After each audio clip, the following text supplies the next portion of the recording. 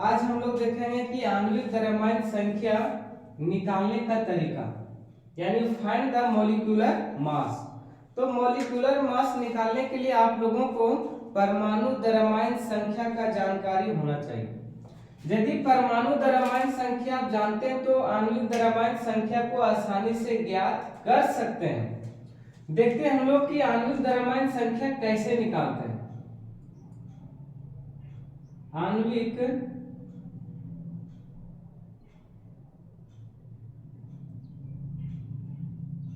द्रव्यमान संख्या, molecular mass, molecular mass. आणविक द्रव्यमान संख्या ज्ञात करने के लिए आपको परमाणु द्रव्यमान संख्या की जानकारी होनी चाहिए।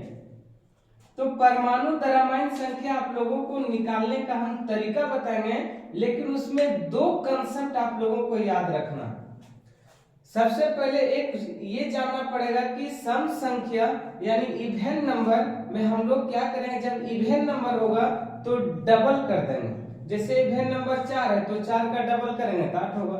और ऑड नंबर रहेगा यानी विषम संख्या रहेगा तो डबल भी करना और एक को जोड़ भी देना। जैसे हम लोग मान लेते हैं कि 3 क्या ये विषम संख्या, तो 3 को डबल कर देंगे, 3 दूना 6 और 1 7। हम लोग आज शुरुआत करते हैं वीडियो की आणविक द्रव्यमान संख्या कैसे हम लोग ज्ञात कर सकते हैं। इसके लिए आप लोगों को जानकारी चाहिए कि परमाणु द्रव्यमान संख्या। आज हम आप लोगों को परमाणु द्रव्यमान संख्या इजी वे में सिखाने का प्रयास करेंगे। सबसे पहले याद रखना पड़ेगा आप लोगों को कि सम संख्या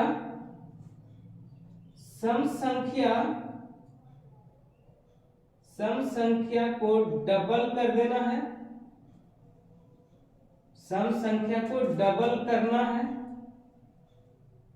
करना है।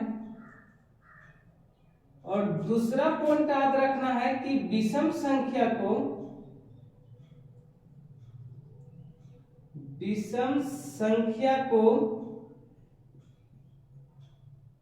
डबल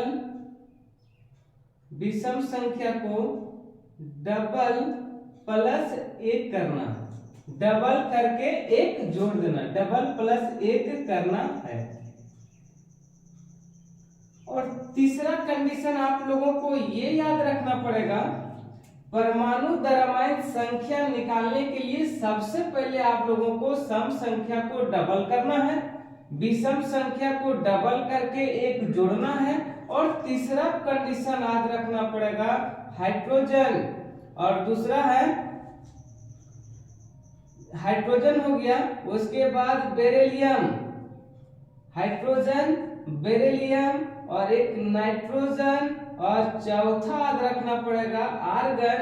ये चारों तत्व के साथ नियम लागू नहीं होता। जैसे आप लोगों को बोले कि सम संख्या को डबल करके 1 जोड़ना है, विषम संख्या को डबल करके 1 जोड़ना है, लेकिन ये तो सम और विषम के लिए, लेकिन ये दोनों नियम ये चारों तत्वों के लिए लागू नहीं होता। जैसे हाइड्रोजन के लिए लागू नहीं होगा, बेरिलियम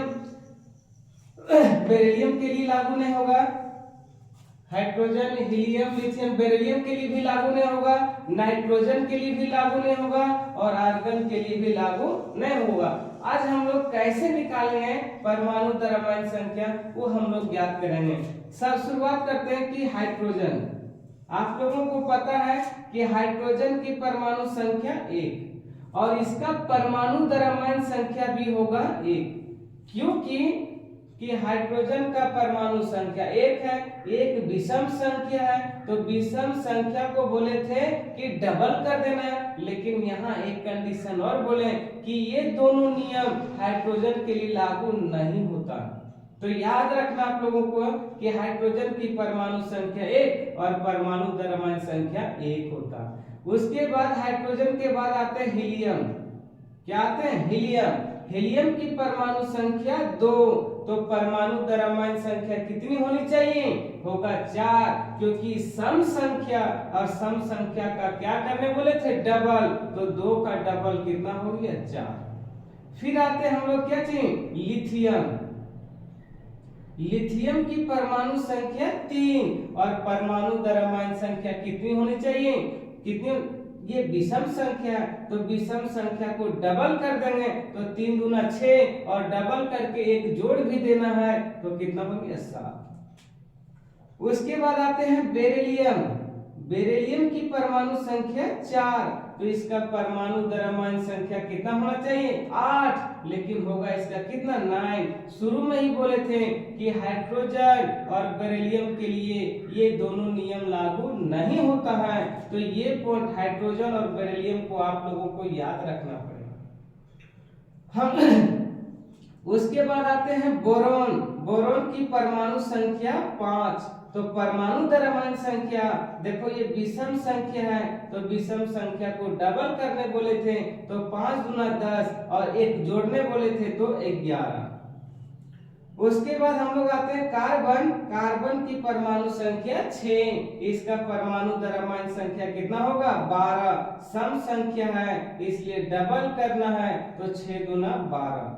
कार्बन के बाद आता है नाइट्रोजन। नाइट्रोजन की परमाणु संख्या 7, 7 दूना 14, होना चाहिए 15, लेकिन शुरुआत में ही बोले कि नाइट्रोजन के लिए भी लागू नहीं होता है। ऑक्सीजन की परमाणु संख्या 8, 8 आप बताओ सम है कि विषम, तो हम लोग देखते हैं सम, और सम का क्या करना है डबल, तो 8 दूना 16।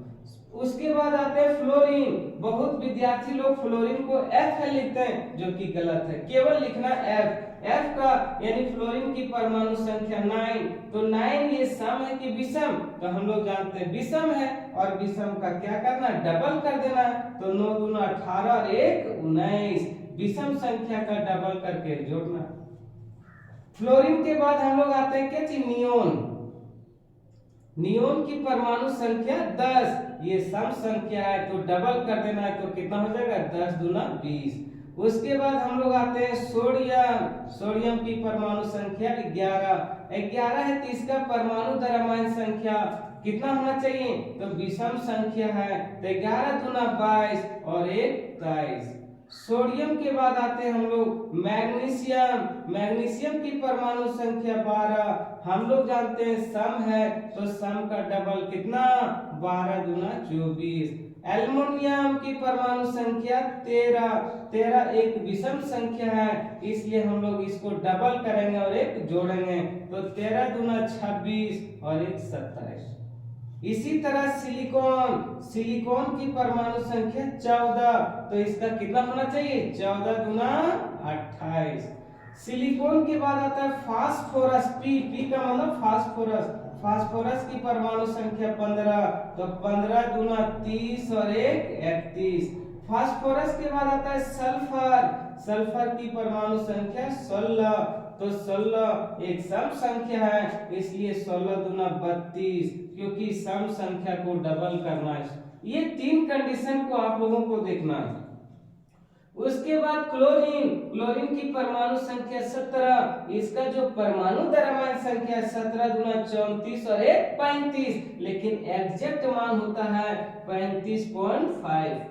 फिर हम लोग देखेंगे आर्गन। आर्गन की परमाणु संख्या 18, लेकिन 18 दूना 36, लेकिन यहाँ पे होगा 40। आप लोगों को याद रखना है कि सम और विषम में ये चारों के लिए लागू नहीं होता, तो आर्गन की परमाणु संख्या कितनी होनी चाहिए 40। आर्गन के बाद आते हैं हम लोग क्या चीज, आर्गन के बाद आते हैं हम लोग पोटेशियम, और पोटेशियम की परमाणु संख्या होती है 19, तो 19 दूना 38 और 1 39। और अंतिम देखेंगे कैल्शियम। कैल्शियम की परमाणु संख्या 20 और 20 दूना 40। अब इजी तरीके से हम लोग क्या आणविक द्रव्यमान संख्या कैसे ज्ञात करेंगे, इतना आप लोगों को जानकारी होनी चाहिए। यदि आप लोगों को परमाणु द्रव्यमान संख्या याद है तो उम्मीद है कि आणविक द्रव्यमान संख्या में कोई भी प्रॉब्लम नहीं होगा। और आणविक द्रव्यमान संख्या 1 से 2 नंबर ये हमेशा के लिए पूछा जाता है। तो हम लोग निकालते हैं कि पहला क्वेश्चन लेते हैं मीथेन। CH4 का आणविक द्रव्यमान संख्या ज्ञात करें। आणविक द्रव्यमान संख्या ज्ञात करें। आणविक द्रव्यमान संख्या ज्ञात करें। Find the molecular mass of CH4। तो हम लोग कैसे ये आसानी से हल करेंगे देखना। तो ये बताओ CH4 का मतलब मीथेन, तो कार्बन का देखना पड़ेगा, कार्बन का कितना अणु है 1, हाइड्रोजन का कितना अणु है 4। तो कार्बन इस मोलिकुलर मास निकालने के लिए आप लोगों को याद रखना पड़ेगा परमाणु द्रव्यमान संख्या। अब बताओ कार्बन है तो कार्बन का परमाणु द्रव्यमान संख्या कितना बताए, देखो तो 12। कार्बन का परमाणु द्रव्यमान संख्या कितना 12। तो हम लोग कार्बन का परमाणु द्रव्यमान संख्या 12, इस कार्बन का कितना अणु है 1, तो 1 से मल्टीप्लाई कर देंगे। कार्बन का काम खत्म हो गया तो दे देना क्या चाहिए, अपने मन से प्लस देना। हाइड्रोजन का परमाणु द्रव्यमान संख्या कितना बताए, देखो तो 1, तो 1 है 1 लिख दिए। मल्टीप्लाई करना कितना अणु है 4, 4 से गुना कर दिए। अब बताओ 12 गुने 1 तो 12 प्लस 1 गुने 4 तो 4, तो 12 और 4 कितना 16, ये MU ये क्या हो गया आंसर। इस प्रकार से हम लोग क्या है आणविक द्रव्यमान संख्या हम लोग निकाल सकते हैं। तो आणविक द्रव्यमान संख्या निकालने का मेन फंडा है कि परमाणु द्रव्यमान संख्या को याद रखना। दूसरा सवाल,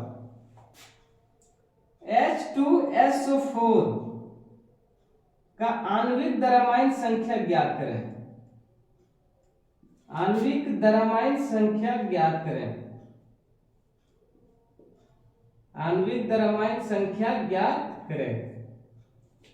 आप लोगों को क्या करना है, सबसे पहले बोले थे कि हाइड्रोजन का परमाणु द्रव्यमान संख्या कितना है 1, तो 1 लिखना है। इसके कितने अणु हैं 2, 2 लिखना है। प्लस सल्फर का परमाणु द्रव्यमान संख्या कितना है, सल्फर का देख लो परमाणु द्रव्यमान संख्या 32 है, तो 32 लिखे।